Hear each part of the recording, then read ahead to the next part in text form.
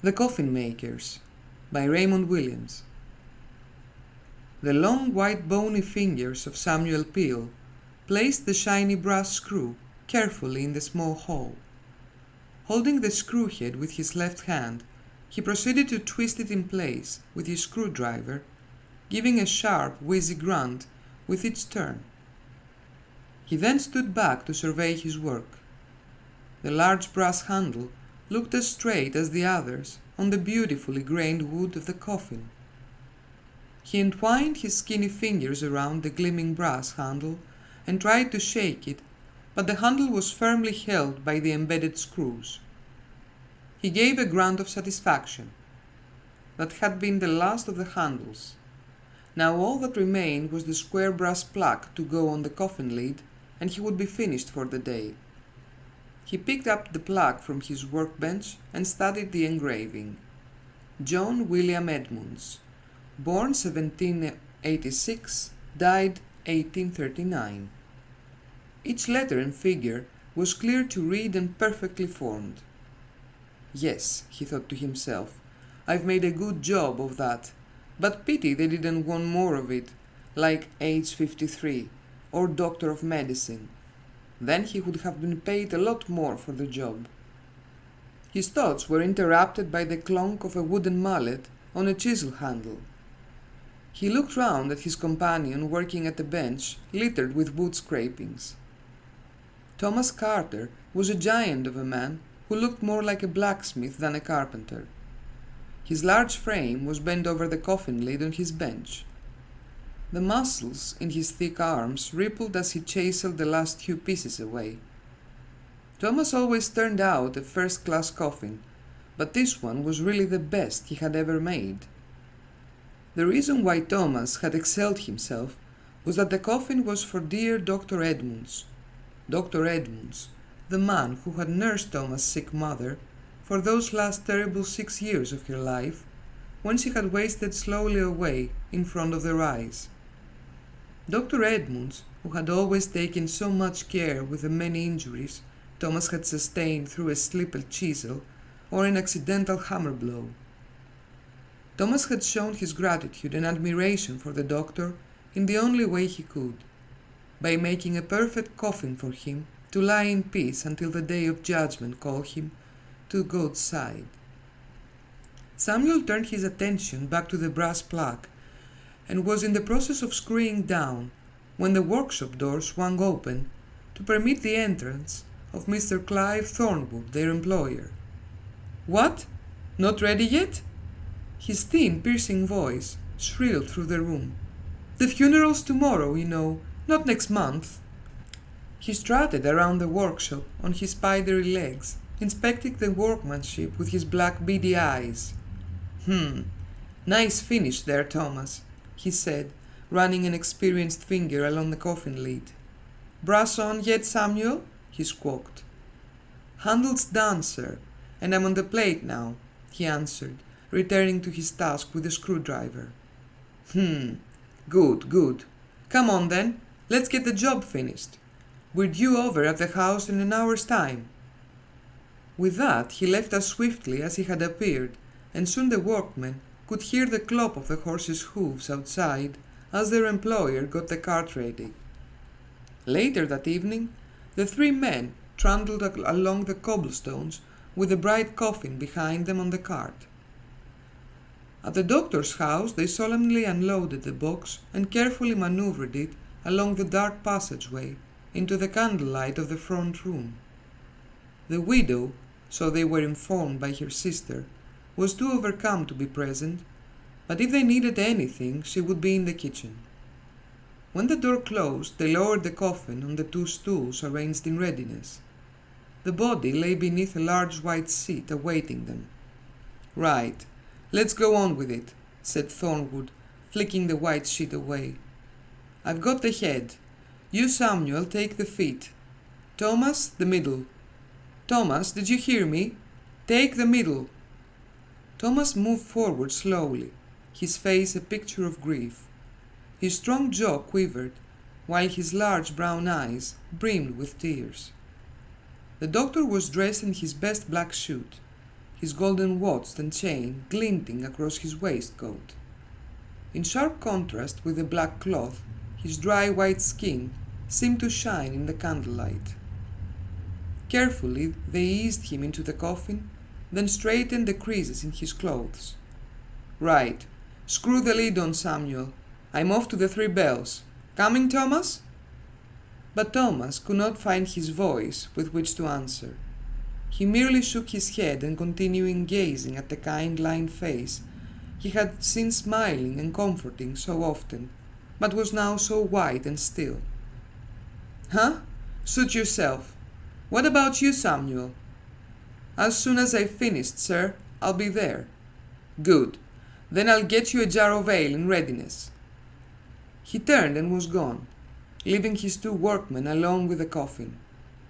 But while Thomas was fondly gazing at the doctor's face, Samuel was busy taking stock of other things about the doctor.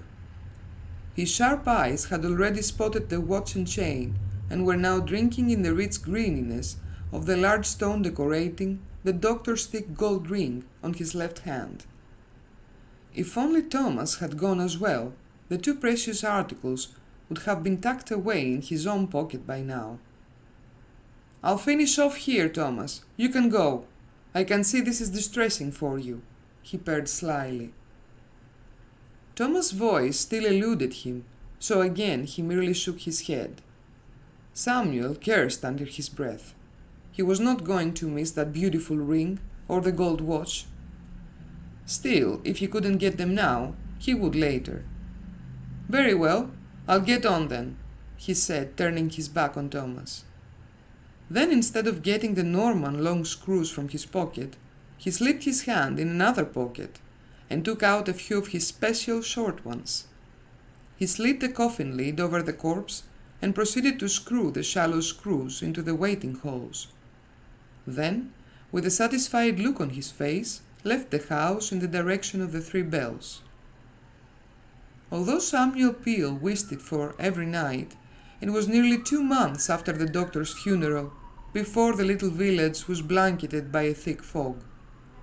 Around midnight, Samuel left his little cottage, his face well covered to keep the fog out, and his special short-handled spade clutched tightly beneath his long black coat. One had to be careful these days. There were often patrols around the graveyards, and Samuel had no intention of having his neck stretched at the end of a rope just yet. He fingered his way gingerly through the wet smoke-filled streets, until at last his hands clasped the mossy walls of the graveyard. The fog was so thick he could see no more than one gravestone at a time. Eventually he reached the stone he wanted, that of Dr. John William Edmunds. He took off his coat, folded it neatly at the side of the grave, took the candle from his pocket, lit it, and picked up his spade. He had been digging up the yellow clay soil for quite some time when his spade jarred beneath his foot. He smiled to himself, wiped the globules of perspiration from his forehead with the back of his hand, and decided to have a short rest. He felt he had done very well. He had been forced to do most of the work by feel, as the swirling fog made his candle practically useless.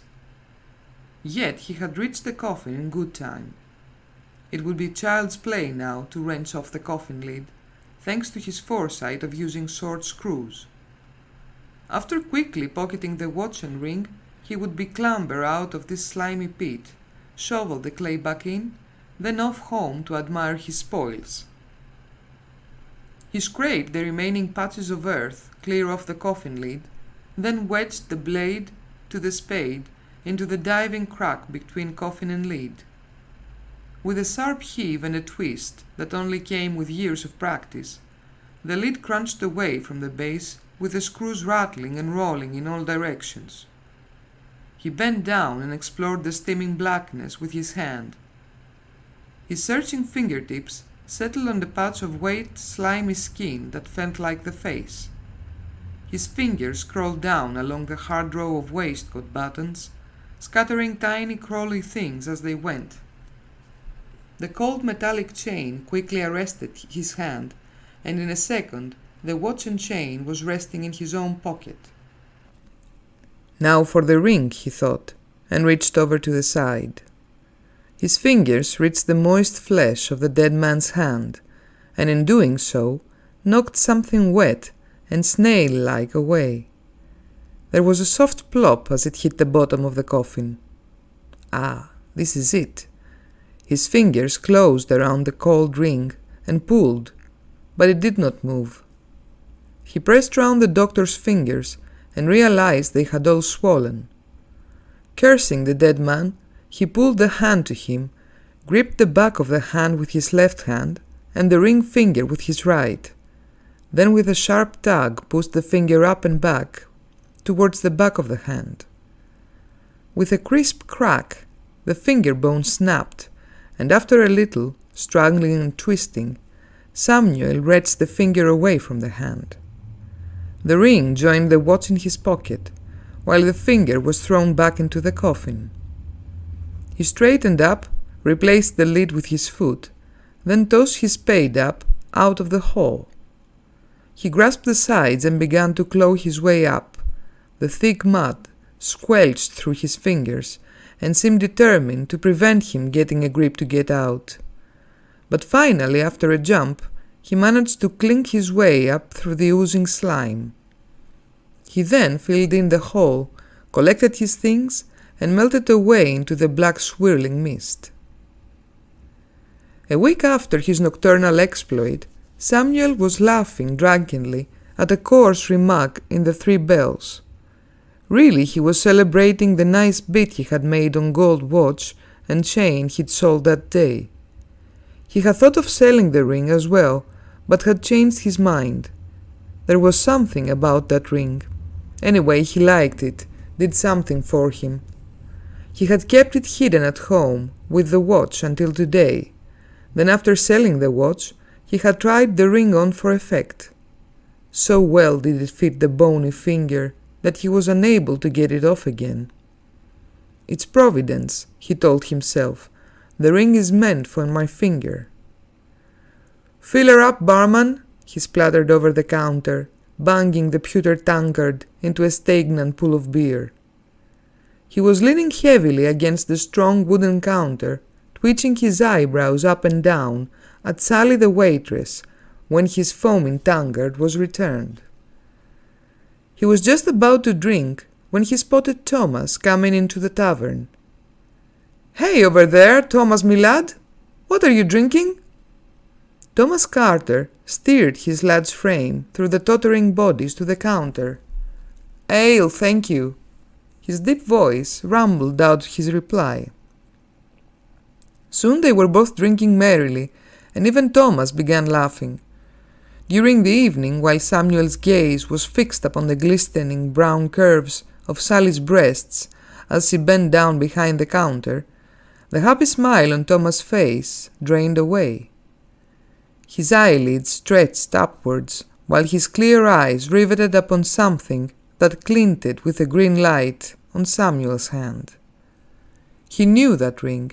He had watched it often while the hand wearing it had been tenderly bandaging him or holding a drink to his dying mother's lips. Then he looked from the ring to the man, and his eyes narrowed, his lips tightened, and Thomas swallowed back his anger and waited. At closing time, Samuel staggered from the tavern arm in arm with a man twice his size. Samuel was laughing and singing, but his companion was silent. "Hold on, Thomas, we've missed the turn. You're as drunk as a judge," Samuel giggled until he rocked at his comparison. "No, this is the way." Thomas' voice was deep and controlled as he half carried his little companion along the tree-lined lane. "No, no, no, no, no! Will you listen to me, you doubting Thomas?" Again he practically collapsed with mirth. But Thomas continued a little farther until they came to the door of a long, low building. "You fool, Thomas! It's not time for work yet. This is—" But he stopped short when he saw the look on his companion's face. Then a huge fist flew at him, and before he could dodge, he felt his face explode. Then his back thudded against the floor. A huge hand grasped his hair and wedged him upwards, and before he could see through the bright lights in his eyes, he felt a cannonball pound into his stomach, and again he crashed into the dust. Something dragged his shoulder up, and he followed until a crushing blow sent his head jerking sideways, and mercifully the darkness engulfed his brain before he fell again. Emerging from the tunnel of blackness, Samuel Peel squinted at the strong light. He felt dizzy and sick, and his face was throbbing with a burning pain. He felt a sharp tug on his finger, which made him wince. His eyes opened wider, and he saw Thomas trying to pull the glittering green ring from his finger. Samuel tried to tug his hand away, but failed to move it. His wrists fell as if they were paralyzed.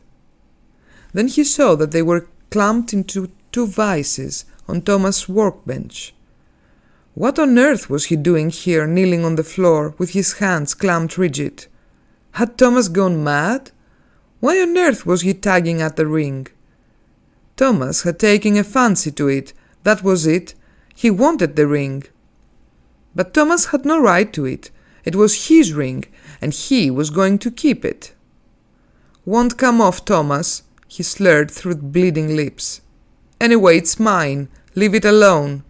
Do you hear? It's my ring." Thomas hissed breath out through his wide hairy nostrils and let go of the ring. "Want to go home, Thomas? Take me home," Samuel pleaded pitifully. Thomas made no reply. He merely picked up his wooden mallet and selected one of his sharp chisels from the rack. Samuel gaped in disbelief, and he saw the sharp edge of the chisel being placed above the finger bearing the ring, then the black shadow of the hammer lifting. Then crunched the pain shot through his arms and seared his brain. Red tears of blood were squirting out from the stump of the workbench. The pain brought tears to his eyes, a thumping to his ears, and a screech to his throat. Thomas, meanwhile, removed the ring from the severed finger, wiped it clean of blood, and put it away in his own pocket. "Thomas! Thomas!" The screams were desperate and echoed round the workshop. But Thomas seemed quite unperturbed, and was again taking up his tools. Another precise thunk with the hammer, and another digit flew across the bench, leaving a red trail behind it. The hammer rose and fell again, and again, and again, until Samuel, unable to bear the increasing pain again, fainted. When he slowly came to there was no light to hurt his eyes this time. Instead, he was being deafened by the clatter of thunder above him. It sounded like earth spitting against wood. There it was again. Where was he? He started to grope with his hands, and winced with pain as the raw stumps of his fingers banged against something hard. "Hell, it's stuffy in here," he thought. "Where am I?" The steady pounding of earth was beginning to get fainter now, but the familiar smell of fleshy dug earth seemed stronger. The next instant he was sure his heart stopped pumping as the horrible truth surged in on his brain. He was being buried. Thomas had gone completely mad. He was burying him alive. He beat his aching hands around him to make sure. They moved as far as the confined space of the coffin would allow. His heart was pumping madly now. He could hear the thumping echoing through the narrow box. He thrust at the coffin lid with his useless thumbs, but it was no good. He could do nothing. He couldn't hear the earth being shoveled any more now. All he could hear was the rhythmic thump of his heart and gasping of his breathing. The air was getting hot and stale. The pounding and gasping got stronger and stronger. His wild twisting and turning got him more and more tangled, and he could no longer move. He opened his mouth wide to scream, to protect his ears from the monotonous thumping. But all that happened was that the little stump quivered, and a pathetic gurgling noise emerged. Surely Thomas could have been satisfied with all his fingers. He could at least have left him his tongue to die with. Αστυνομικές ιστορίες, ιστορίες φαντασίας και μυστηρίου. Αφήγηση Άννα Γκίκα για το Murder by Craft.